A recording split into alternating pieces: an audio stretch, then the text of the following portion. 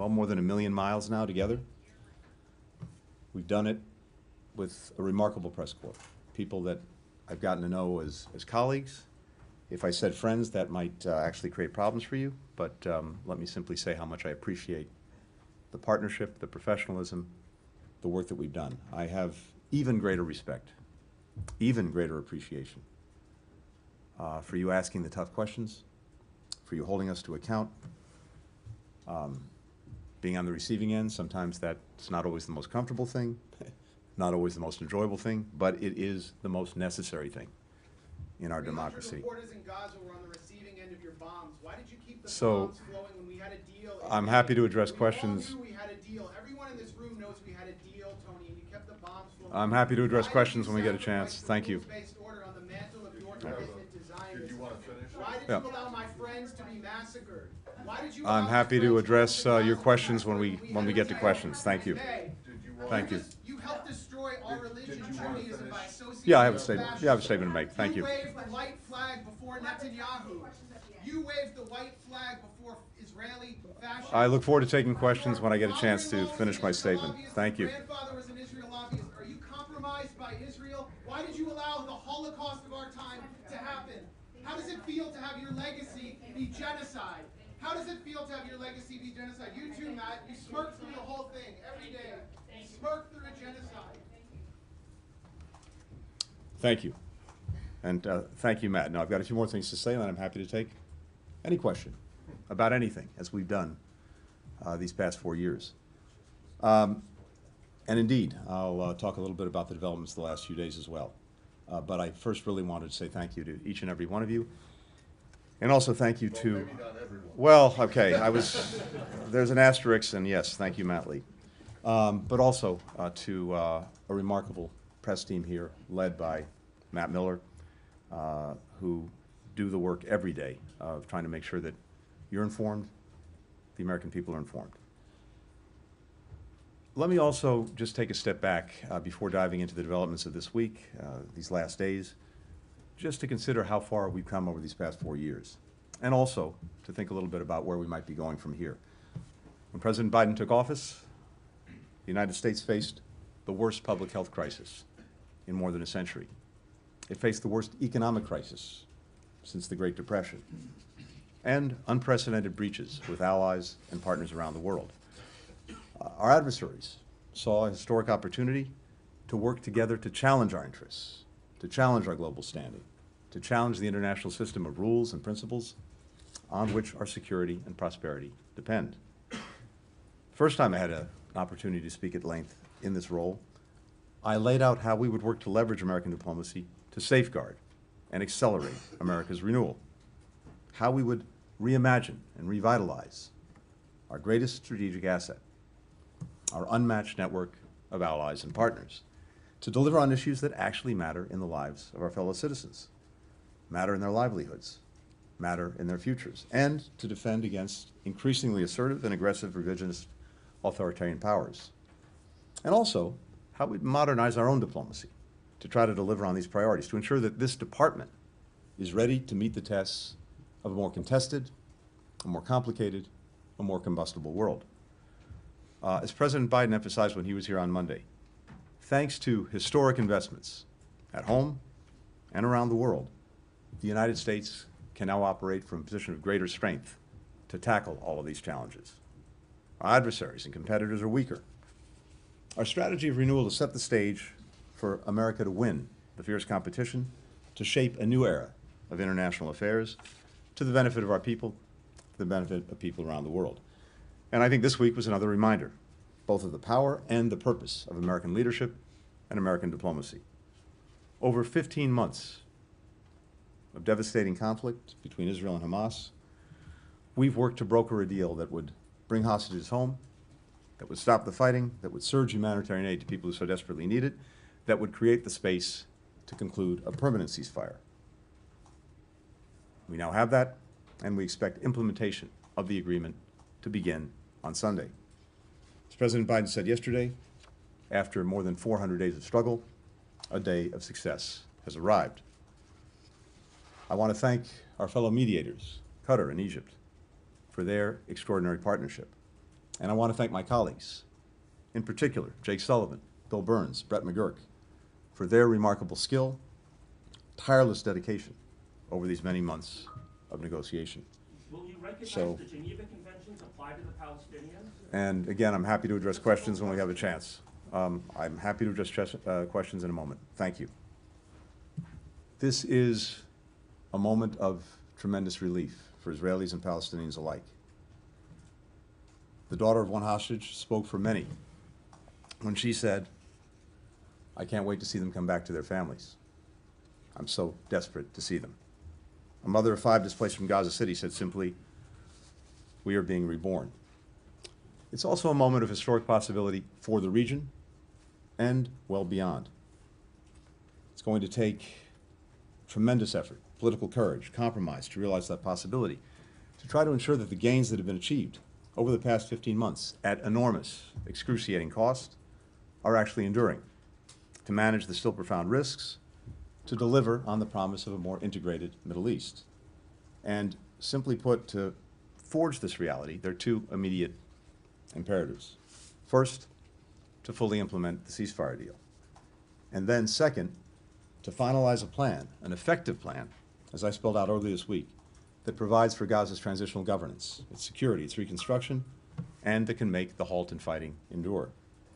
Delivering on these 2 priorities will in turn create the conditions for Israel and Saudi Arabia to normalize relations between them, which will require a credible pathway to a Palestinian state.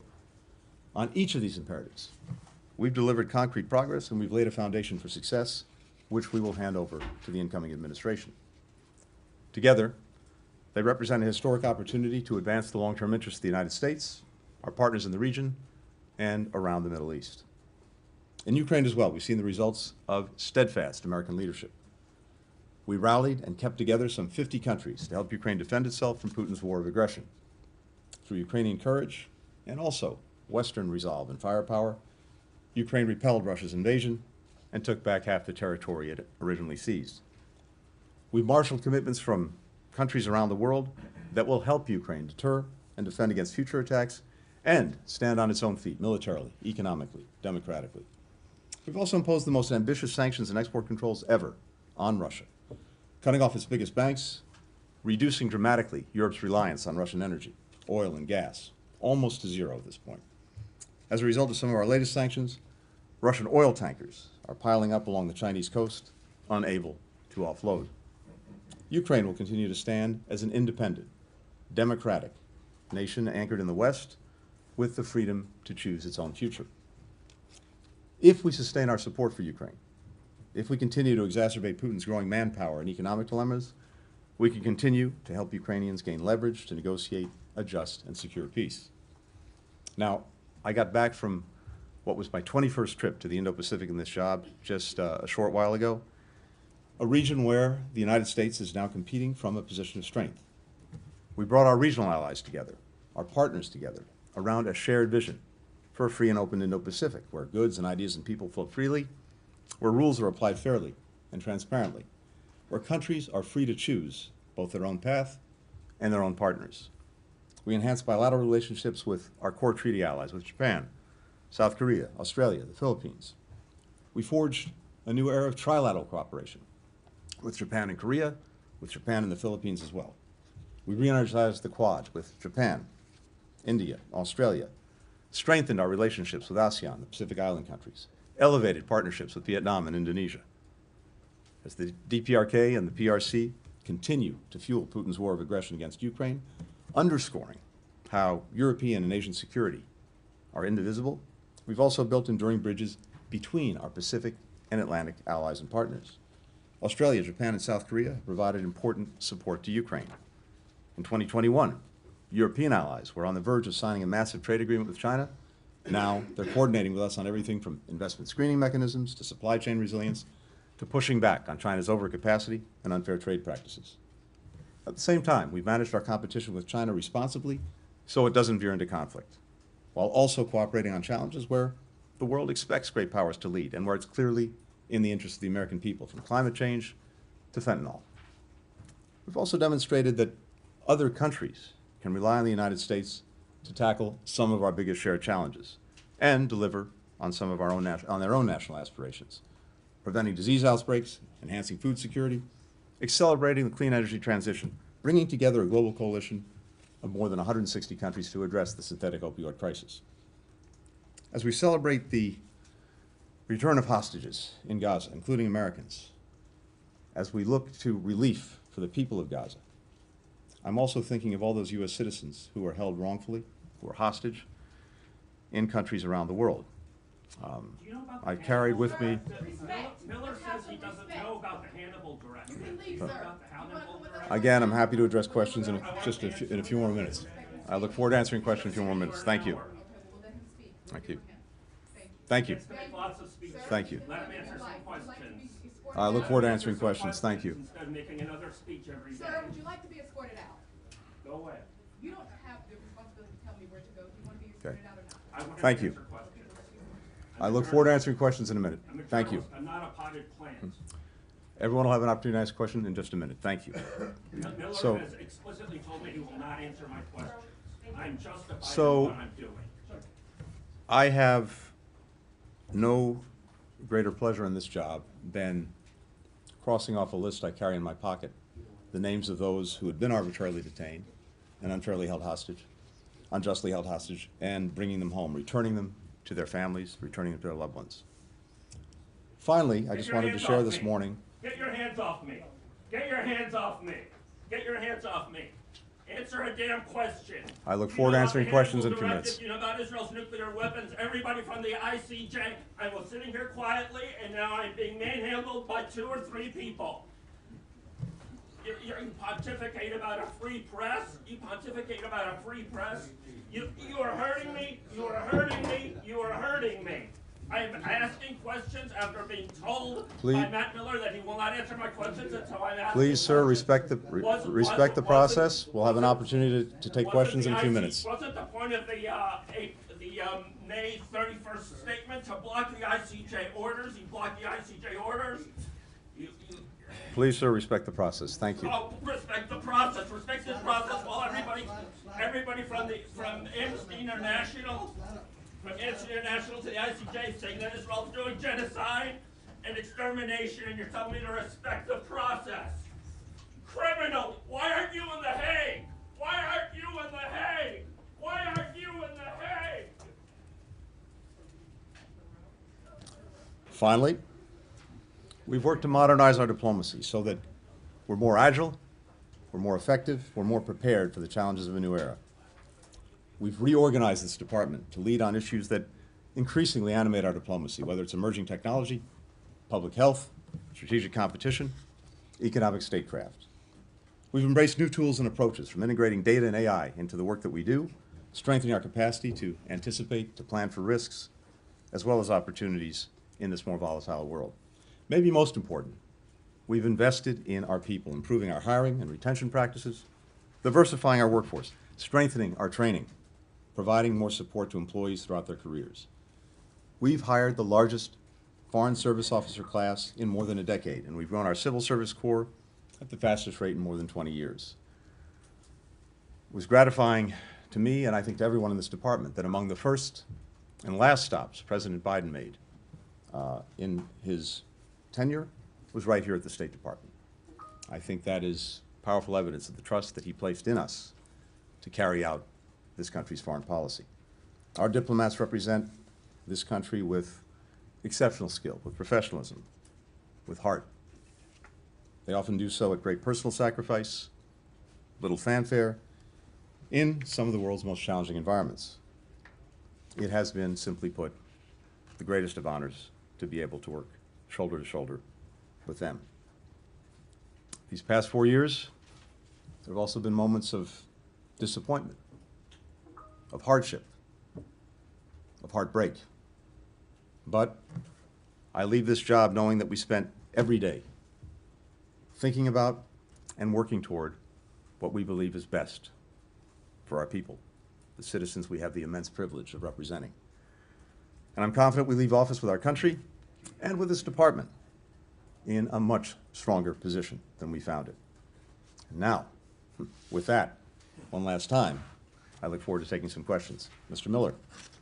Matt, let's start us Thank you very much, Mr. Secretary, and thank you for the very opening comments about the work, the cooperation with us, the press corps. Even when we haven't always been satisfied or with the answers, we do certainly appreciate your willingness to engage with us, and so thank you for that. I want to start, actually I only have one question. Exactly 16 years ago today, January 16th, 2009, former outgoing Secretary of State Condoleezza Rice had her final press briefing here. And all of the questions she got were about Israel and Gaza. Every single one of them. And she said, we were working on an enduring ceasefire. She was about to sign an agreement with then Foreign Minister Livni that would move toward that way. She was working with international partners.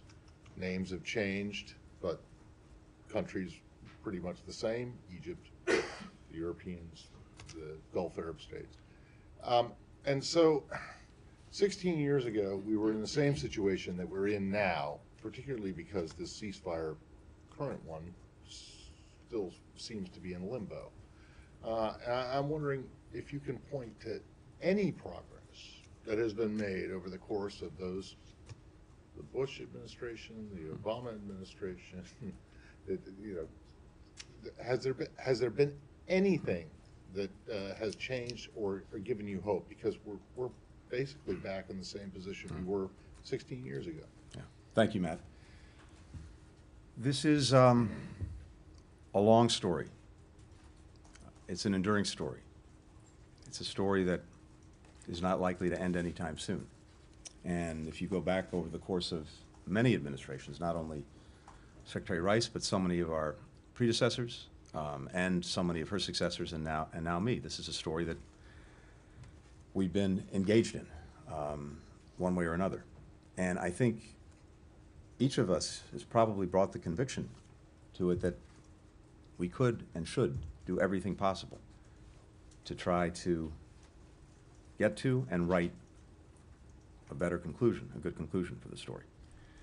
And so many of us, for many years, have labored to do just that. I think one of the lessons that we have to take away is that as resourceful and as powerful as we are, at the end of the day, we can't make decisions for others. They have to make them. They have to make hard choices. They have to take chances. We can do everything possible to push, to prod, to encourage, to support, but ultimately the decision lies with those most directly concerned. That's one thing. But the second thing is, and I believe this strongly, there's also no substitute for our engagement, for the efforts that we make in trying to move this forward and get to a better place. And yes, we have absolutely seen both progress and promise. And the question is whether leaders on all sides, with the people behind them, will find a way to seize on those opportunities. So, as I laid out in some detail just the other day, when we took office, we were very focused on pursuing greater integration in the region as the real answer to creating more security, more peace, more opportunity for people. Not trying to change individual countries, governments, societies, but bringing them closer together. And before October 7th, we'd done a lot of work on this integration, building on the Abraham Accords of the first Trump administration, pointing toward the normalization of relations between Saudi Arabia and Israel. And as you all know, we were all planning to go to Saudi Arabia and Israel because we'd made so much progress on the normalization accords on October 10th, a trip that of course didn't happen, to do two things: to try to help finalize agreements that were necessary to get to normalization, and as part of that, to find a clearer way forward, a pathway to a Palestinian state, vital to Saudi Arabia, very important to us as well. even with everything that's happened since October 7th, I believe strongly, including from my many conversations with leaders in the region, whether it's in Israel, in Saudi Arabia, or beyond, that the desire to pursue integration, the desire to bring countries together, remains strong, remains powerful, and can be a driving force for finally resolving some of these other questions, including the Palestinian question. Israel's deepest desire from day one of its founding was to be treated like any other country in the region, to have normal relations. And it's been demonstrated that that's possible and desired. But it requires, among other things, ending the conflict in Gaza, which we are now on the verge of doing as a result of everything that we have put into this. An agreement that President Biden put forward before the world in May, got the entire world to endorse. And in the months since, we've been working to negotiate the final details and get it implemented, and that's where we are now. So, end Gaza is one, and then yes, a credible pathway to a Palestinian state is two, and leaders will have to summon the vision and the courage to do that. I laid out some ideas for how you can get there just the other day, but I believe that is possible. I believe the driving desire for integration is something that can carry this forward. Finally, I'll say this. We've also seen, as a result of so much of the work that we've done, what the possibilities are. For Israel, when it was attacked in an unprecedented way by Iran, a direct attack with hundreds of missiles, hundreds of drones. Not only did we come to Israel's active defense for the first time ever, we brought other countries along to do that, including countries in the region. And Israel now sees powerfully what it stands to gain from greater integration in the region, including in a common security architecture. All can see that this is a way to effectively isolate the troublemaker in the region, Iran.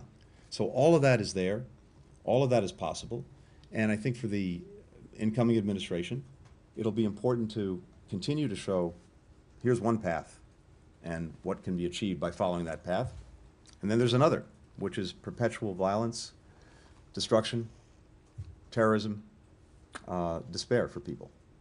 That's the choice. I think we've now put in place and done the work that handing it off can be used to build a strong foundation and move down that much more positive path. Leon. Thank you, Leon. Mr. Secretary. Thank you for your service. Thank you for doing this. I trust you're not going to miss the million miles that you've done in the last 4 years, and that you're happy to finally see your children. I wanted to ask you on Gaza, of course. You mentioned a tremendous relief in the region, both with Palestinians and Israel. There seems to be uncertainty for the ceasefire, and basically it was announced yesterday, and it's supposed to be implemented on Sunday. That's 4 days, quite a long time. Israel has led new strikes upon Gaza today or overnight. How confident are you that this ceasefire is actually going to happen? And if I may, just a broader question, or after the 4 years, or your 4 years, and now that your tenure is coming up, what is your proudest accomplishment in these 4 years, and what is your biggest disappointment? So on the ceasefire, yes, I am confident, and I fully expect that implementation will begin, as we said, on Sunday. Look, it's not exactly surprising that in a process and a negotiation that has been this challenging and this fraught, you may get a loose end. We're tying up that loose end as we speak. I've been on the phone in one way or another all morning with Brett McGurk, with our Qatari friends, and I'm very confident that this is moving forward, and we'll see the start of implementation of the agreement on Sunday. In terms of my own tenure and what I take from it, and I think there'll be plenty of opportunity to reflect on that in the weeks and months ahead. Look, in terms of satisfaction, as I said at the outset, we came in knowing that we had to reset the foundation for American diplomacy and American foreign policy. And resetting that foundation meant, as I've said, re-engaging, rejuvenating, reimagining these alliances and partnerships. It's the greatest strength that we bring to virtually every issue we have to tackle around the world. These voluntary partnerships and alliances that have stood us in such good stead over so many years, and I think are vital to effectively operating in this more complicated, this more contested, this more combustible world. And that's exactly what we did. But the point is not doing that for the sake of doing it. The point is doing it for the sake of more effectively dealing with the world we're operating in, and I think we've demonstrated that. When Ukraine was attacked by Russia, because of the investments that we've made in our partnerships and our alliances, we were able to bring together 50 countries, keep them together, and marshal their focus and their resources on helping to defend Ukraine. And we've done that very successfully. And we've done that in a way where many other countries picked up the burden.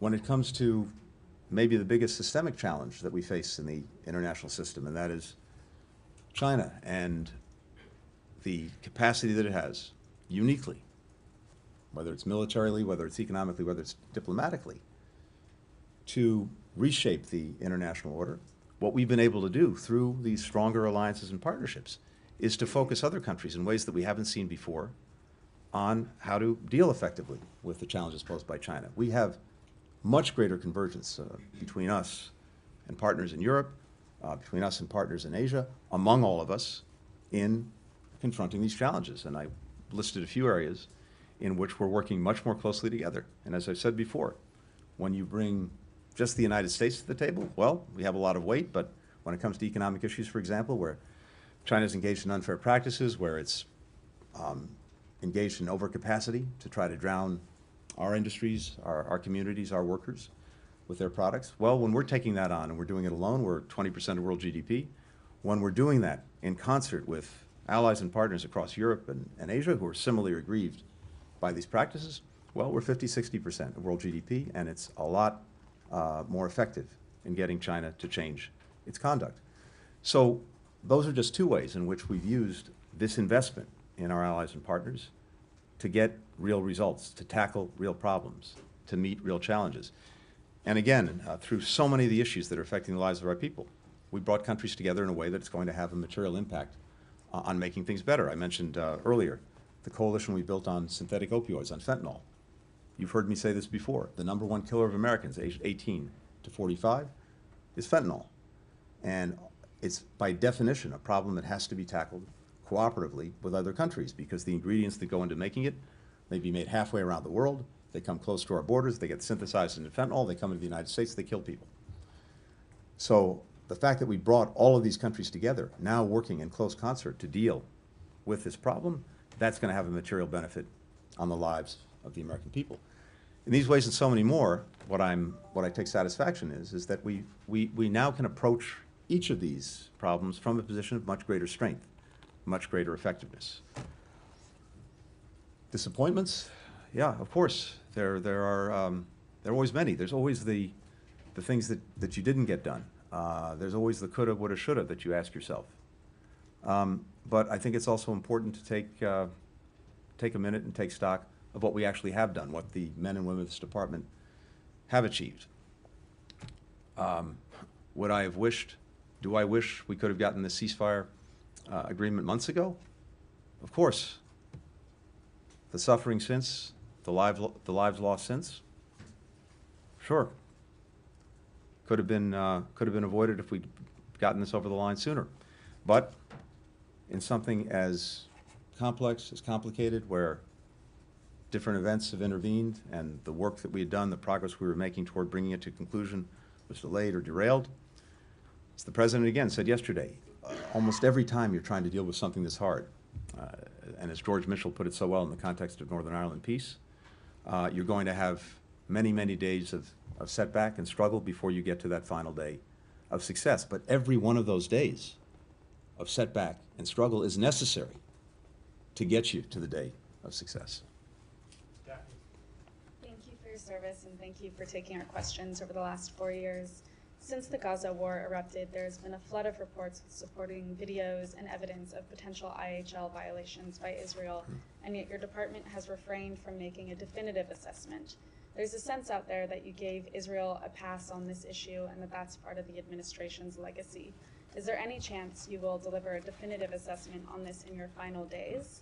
And if I may, on another region, we're reporting that the U.S. will impose sanctions on Sudan's Burhan today.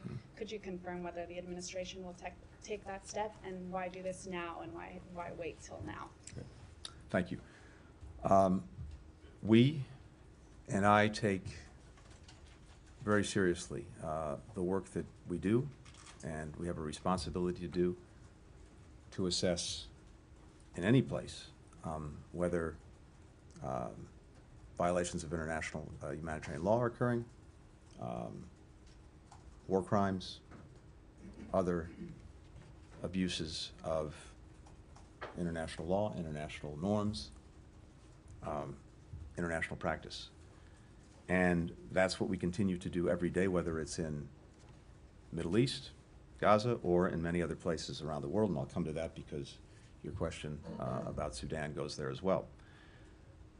In Gaza, we faced a uniquely challenging situation in trying to make final determinations. Because uniquely in Gaza, besides having a population that's been trapped there, that has nowhere else to go, you have an enemy that embeds itself in and among civilians.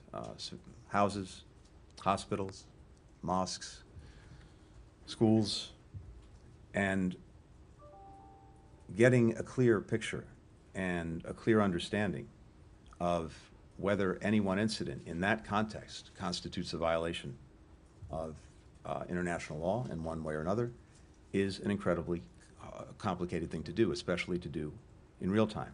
So we continue to gather the information. We continue to assess it. If we have any conclusions that we can draw in the time that remains, we will. I'd also point out that in Israel itself, there are hundreds of cases that are being investigated. They have a process. They have procedures. They have rule of law. And we also look to them to carry out that process, to carry out the rule of law themselves. That's the hallmark of any democracy. We have reported in a number of ways on what we've seen, including in the NSM report. We've taken actions in a variety of ways in a variety of places, particularly, for example, in the West Bank, where we've seen abuses committed by extremist settlers against Palestinians, and for the first time have taken action against them. And I believe and trust that this process will continue, and as we are able to reach results, we will. When it comes to Sudan, you know the actions we took in the direction of the RSF just a few days ago. The SAF has also committed war crimes, and it continues to target civilians. It's obstructed the advancement of peace process. It's refused to participate on numerous occasions in ceasefire talks that we've sought to convene. And together with the RSF, it's caused what is the world's worst humanitarian crisis that people are suffering through every day. And we believe strongly, as we said, there's no military solution to this conflict. So we have to see two things. We have to see the effective provision of humanitarian assistance to people who need it. We've been working very hard on that. We've seen some progress, but not nearly enough. And we have to see the end of the firing, the end of this conflict. And there we've seen virtually no progress. So in this situation, we're able much more clearly to account for actions that are taken. There's no ambiguity about the environment in which both sides are operating and what the results of the actions that they've taken actually are, both in terms of the horrific consequences for human life and what that means under our law and under international law. Michelle. Follow up on that, thank you. Is the RSF and Burhan, are they equally responsible for mass atrocities? And are these sanctions a sign of a failure of diplomacy? And then real quickly on the Middle East, how would you describe your dealings these past 15 months with Netanyahu? So on the RSF and the SAF, the actions we took on the RSF, as you know, had a determination of genocide. The actions that we're looking at for the SAF, go to war crimes, so there are gradations in these things. And we follow the law. We look at the criteria. We look at this intensely with our lawyers, with our experts, in order to make these determinations, guided, as I said, by the criteria. The end result is, one way or another, people are suffering grievously in Sudan. It is, again, the worst humanitarian crisis in the world. And we have been deeply engaged with our diplomacy to try to bring it to an end. We haven't to date. But as I've said, part of our challenge in any of these situations is to keep working through it, to keep pushing, to keep pressing, to get to that one day of success. It is, for me, yes, another real regret that when it comes to Sudan, we haven't been able on our watch to get to that day of success. As I said, some improvements in getting humanitarian assistance in through our diplomacy, but not an end to the conflict, not an end to the abuses, not an end to the suffering of people. We'll keep working it for the next 3 days, and I hope the next administration will take that on as well. On the last 15 months, look, one of the things I think is really important is, as a general matter, to focus less on personalities and on people and more on policies. And what is it that we can do? What is it we should do to affect those policies? And so what we've been working on over the last 15 months since October 7th was to help shape the response in a way that accomplished 3 basic things. One, of course, to try to ensure that October 7th could never happen again, and to make good on our commitment to Israel's security. 2, to prevent a wider war, a broader conflict that drew in more countries, more groups, both because that would bring even more death and destruction, and because it was exactly what Hamas was looking for: get that wider war, be able to have others attacking Israel, and to allow Hamas to continue to do what it was doing. And third, of course, was to try to do right by the people who were caught in the middle of this crossfire that Hamas initiated: the children, the women, the men of Gaza, with better protection for them, with more assistance for them. And that's what we've been focused on these 15 months. None of that changes what's happened, but it has put us now in a position where there is the real possibility for moving this to a better place. The immediate possibility, more than possibility now, the immediate reality of finally moving Gaza to a better place, finally getting hostages home, finally getting relief that people need, finally having an opportunity to have an enduring ceasefire, but also, as I was talking about with Matt before, in the region, as a result of the extraordinary setbacks that all of these actors who are responsible for the death, the carnage, the inability to make progress, the setbacks that they've encountered, whether it's Iran, whether it's Hezbollah, whether it's Hamas. So that creates a real moment of opportunity. And as I said, we've done everything we can to put in place, to make the investments and the plans necessary to take advantage of that opportunity. We're handing them off, and my hope, as I said, is the administration that's coming in will continue them. Mr. Secretary, on shaping those policies, looking back, is there anything you would have changed in how you negotiate to shape those policies? And do you regret not being firmer on the red lines you gave to Israel on humanitarian aid and civilian harm, given the state of Gaza right now? So again, a few things that I think are important, at least that I take away from this. One is, it's I think a mistake to ascribe to any one individual or any small number of individuals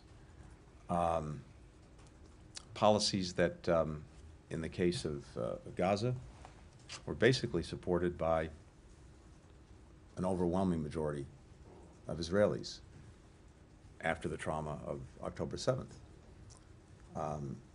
This is a deeply traumatized society, just as Palestinian society is deeply traumatized by everything that's followed October 7th.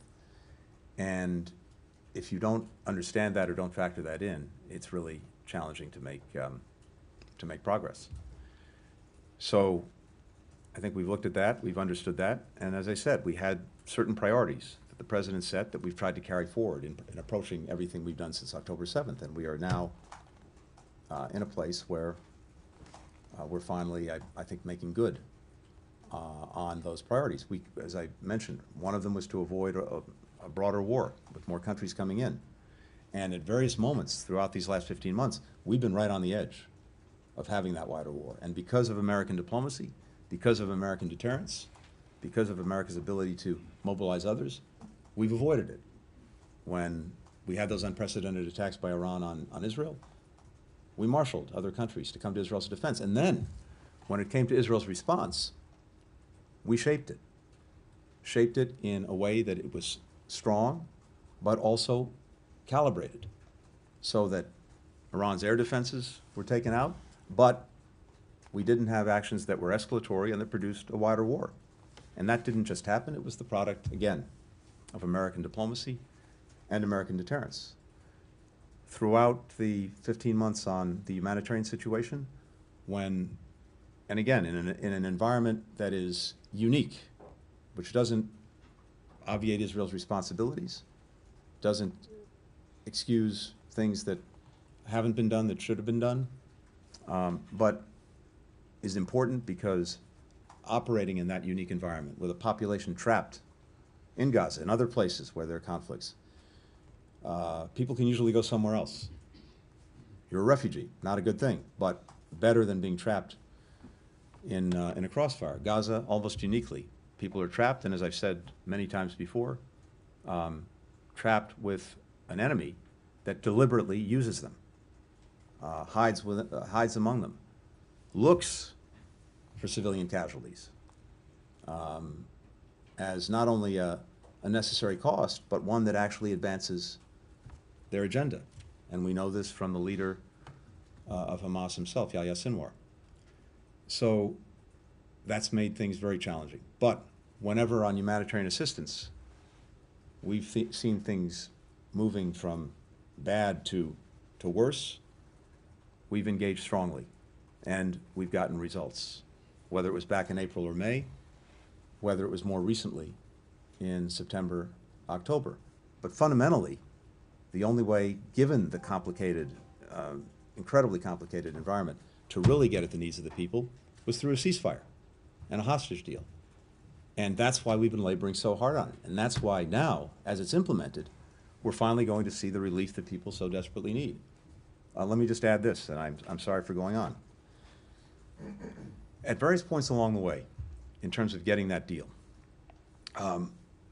the biggest impediments really have been Hamas and its refusal to get to yes. Now, have there been moments when Israel has done things or taken actions that have made life more complicated, more difficult? Yes.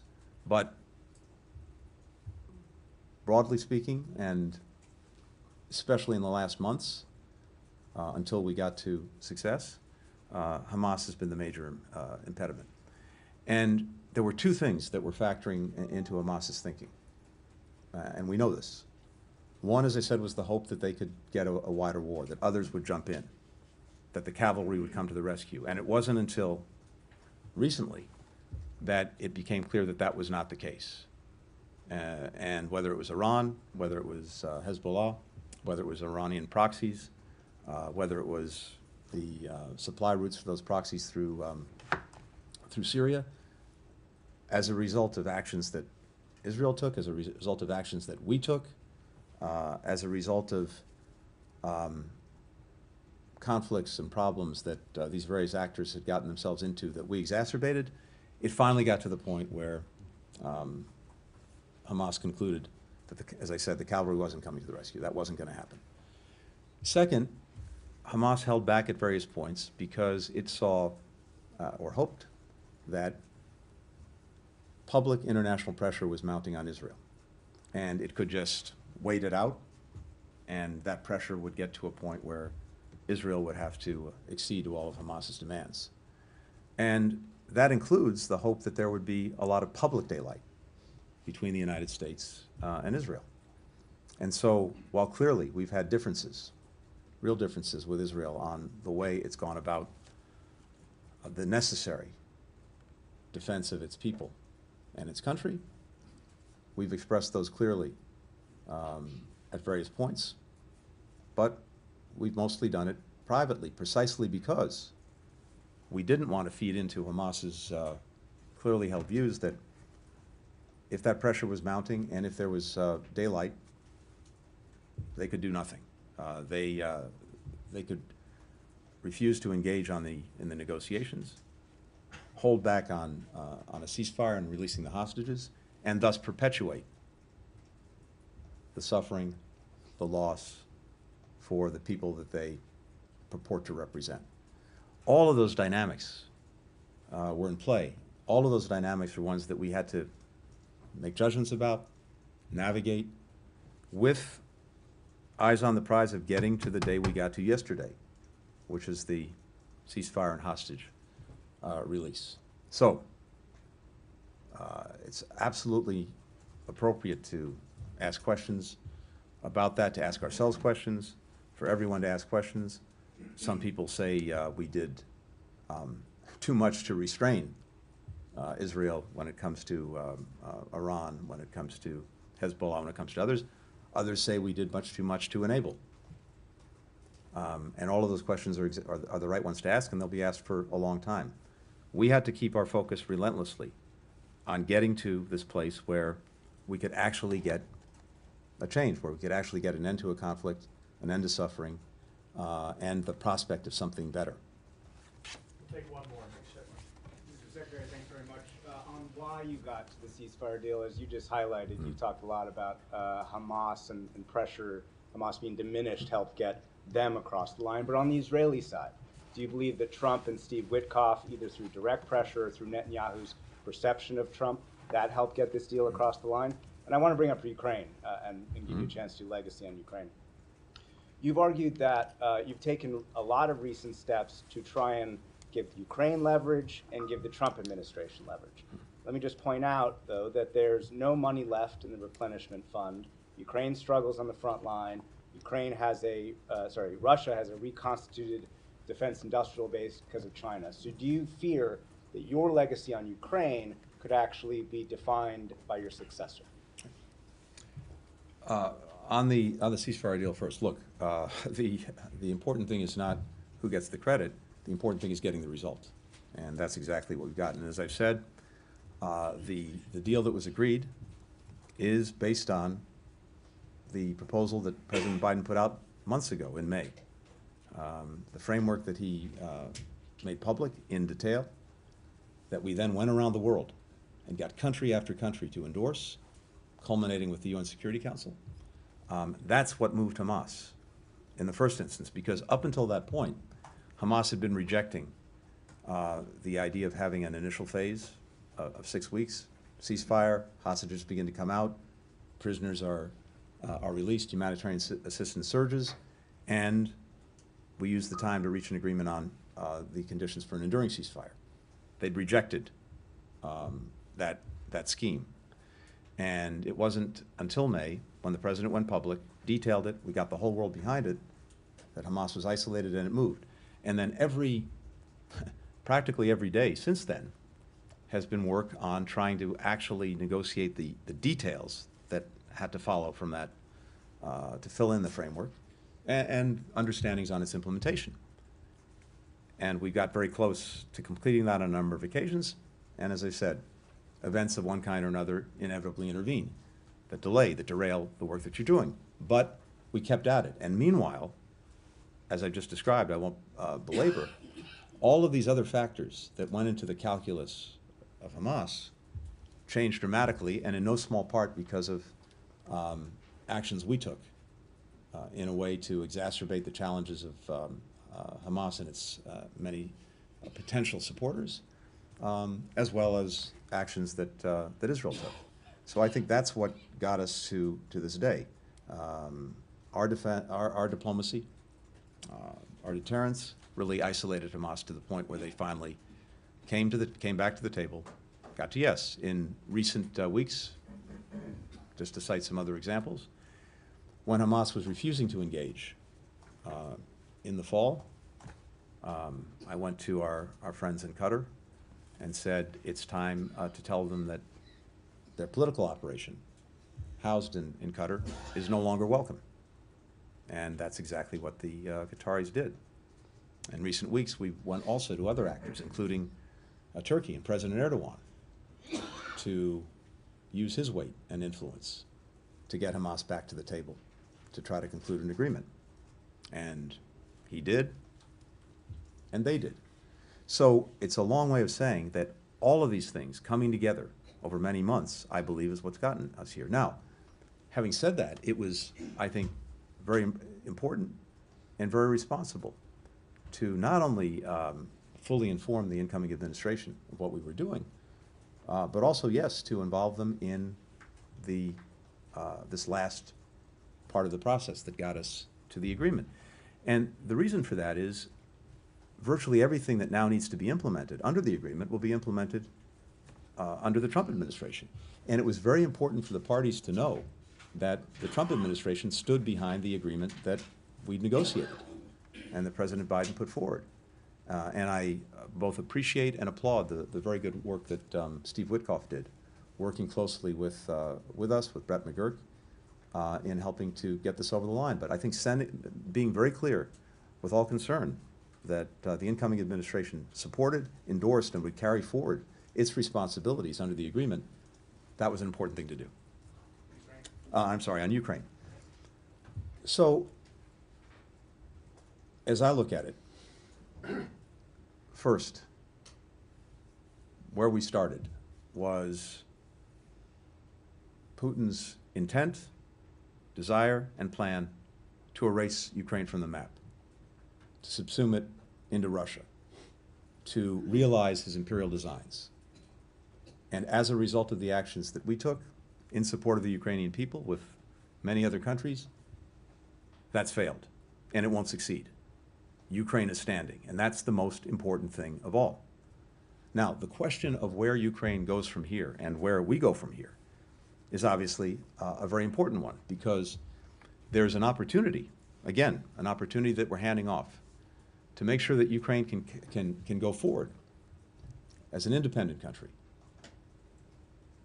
increasingly integrated with Western institutions, because that's the desire of its people, and a country that stands on its own feet, whether that's militarily, whether that's economically, whether that's democratically.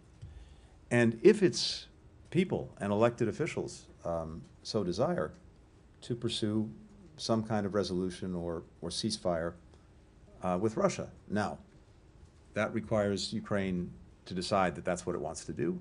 It also requires Russia to agree. And there, what we've been working to do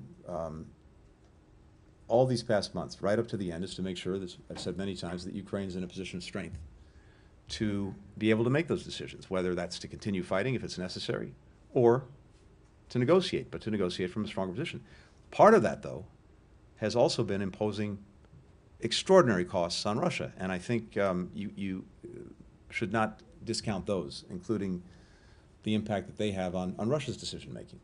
The losses that Russia has incurred are almost unimaginable. I think by some assessments, 700,000 to 800,000 casualties. That includes those killed and those wounded.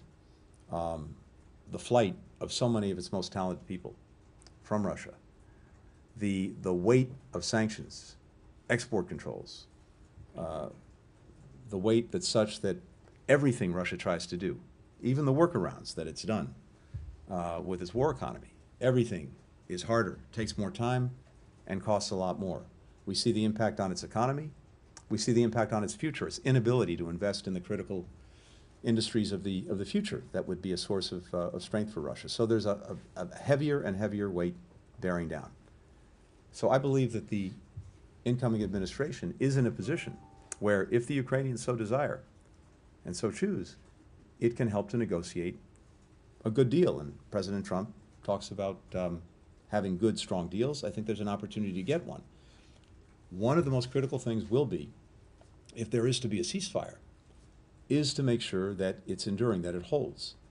Because what we know is this: in Putin's mind, if there's a ceasefire, he's simply going to rest, refit, and then, when he deems the moment right, reattack. So you have to have built into any ceasefire the effective deterrence necessary so that he doesn't reattack. That is, I think, a necessary part of any good, strong deal for Ukraine. So there are lots of ways of doing that, and we've been talking to European partners about some of that. Again, all of that I'm sharing with the incoming administration, and I would hope and expect that they can help land this in a place where everything we've done to make sure that Ukraine not only survives, which it is and which it will, but actually thrives, can be realized. Thank you. Take a couple more. On Austin Tice, it's been a few weeks since Roger Carstens had said they were narrowing down locations where he may have been held. I just wanted to see if you had any more fidelity on that.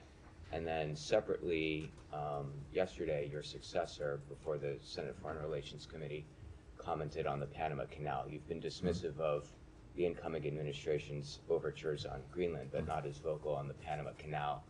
He said the issue is not a joke and it's a legitimate issue that needs to be confronted over questions of neutrality and China's ability to choke off commerce on both sides of the canal. So I wanted to see your comments on that. Sure. Look, on Austin Tice, all I can tell you is this. Not a day goes by where we're not out there trying to obviously find him or get information about what has become of him. And I don't have anything to report beyond what we've already said, but we have people throughout Syria who know the importance that we attach to this and are leaving no stone unturned to find Austin. So he and his family remain in my thoughts, all of our prayers, but mostly we're working in any way that we can to find him. And of course, if we have any further information and hopefully have Austin, we'll share that, or the next administration will share that. Look, on Panama, on the Panama Canal, we have a treaty, we have a settled policy of many years, and that's not going to change. And as I've said before, I think doesn't warrant spending a lot of time talking about it. Now, when it comes to the resilience of our supply chains, when it comes to making sure that we can get what we need and we don't have risk attendant with it, including from countries with which we have challenged relations, that is important, and that's something that we've worked on pretty much around the world for the last 4 years, building a greater diversity of supply chains, building a greater resilience. Also, trying to make sure that countries that were trying to build up and build out their own infrastructure to improve the lives and livelihoods of their people had a better offer from us, so that they didn't have to turn to others on much more onerous terms. And we've made extraordinary progress on that these last 4 years. So I think that's where the focus should be, and that's where I expect the focus actually will be. Tom. Mr. Secretary, thank you for taking extra questions. Since the ceasefire was announced, authorities in Gaza have reported another 73 people killed. Aren't we seeing an erosion of norms, given the extraordinary numbers? And you've been saying for months that Hamas is degraded militarily. At one point you said, I think, Israel was only making marginal gains when there'd been another very big airstrike with civilians killed. So I just want to put that point to you, that haven't we seen here the degradation of norms, given the kind of extraordinary numbers? And here we are still seeing them after a ceasefire agreement is announced in the run-up to that. So I wanted to get your thoughts on that. And just secondly, on the point about international journalists being banned from Gaza, can you tell us that you are and have been still pressing the Israelis that it is your expectation that international journalists will be allowed in? Second part first, yes. That remains the expectation, and I think it's, as in any place, very important that all of you and your colleagues are able to report, are able to share with the world what the reality is. So we, certainly I fully expect that to happen, and especially in the context of a ceasefire where the idea that just may be too dangerous for anyone to operate is no longer the case. So I fully expect to see that. During the ceasefire, during phase one? I would hope so. I can't speak to what the policies will be, but from my perspective at least, yes. Second, with regard to the ongoing actions, I spoke to this the other day at the Atlantic Council, and yes, I think some months ago, Israel achieved its core strategic objectives in Gaza. The fundamental objective being to ensure that Hamas could not repeat the horrors of October 7th, and to do that, to dismantle its military organization and capacity, and to deal with the leaders who were responsible for October 7th. And that happened some months ago. But in order for there to be a ceasefire,